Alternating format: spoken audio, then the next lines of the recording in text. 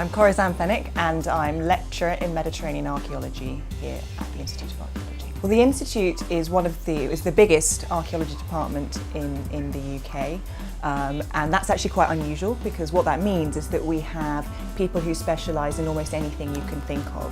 So it's a place where you can basically study almost anything and any civilization. Now, whilst it's a very large place, it's also a really friendly place. And one of the things that our students always emphasise is the sense of community that they build while they're here together. The Institute was founded in 1937, so again it's one of the earliest places where you could study archaeology in the UK. And from the very beginning it intended to be an institute where you could study global archaeology, which is why we have so many people who specialise in different bits of the world. Well, as a student at UCL, you would have a mixture of opportunities. You would have lectures from specialists in different subjects. We're very hands-on. Archaeology is about dealing with stuff, the things that people left behind. So we do a lot of work on our doorsteps. We have our own collections here which students work with. We take students to the Petrie Museum, which is a museum of Egyptian archaeology based at UCL.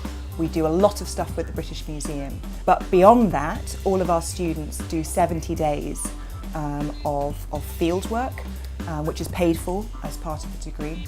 And that field work could be anything that you want. So we take students right at the beginning of their degree to do an experimental archaeology class out in the countryside, where they might learn how to make fire as you would have done in the Stone Age, or how to build a raft or a coracle out of reeds. We also train people in England in sort of basic field techniques, and after that, once they've done these basic courses, the world is your oyster. I think one of the things that attracts students to archaeology is a passion for the past, a passion to know what went on, a sense of curiosity, and perhaps a little bit of a sense of adventure. Now, this sense of adventure doesn't necessarily mean that you have to go out and explore what's going on in the Sahara or what have you in antiquity.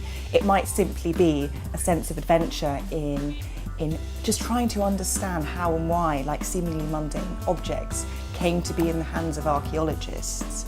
So I think those are the things that our students tend to have. They tend to be incredibly passionate about the past, about telling others about the past, and very engaged in thinking about why history and why the stuff of history matters still today. This is a really interesting time for archaeology. It's a time when, thanks to the latest scientific development, we can do a lot more than we used to be able to do. So we can use drones to map sites very, very quickly. We can do big data science. We can do all kinds of crazy stuff with DNA. But at the same time, heritage, that is to say the stuff of the past, the building ruins, have never been more under threat. So this is a moment when it's a world of possibility, but it's also incredibly important to try and think about what we will save for the next generation.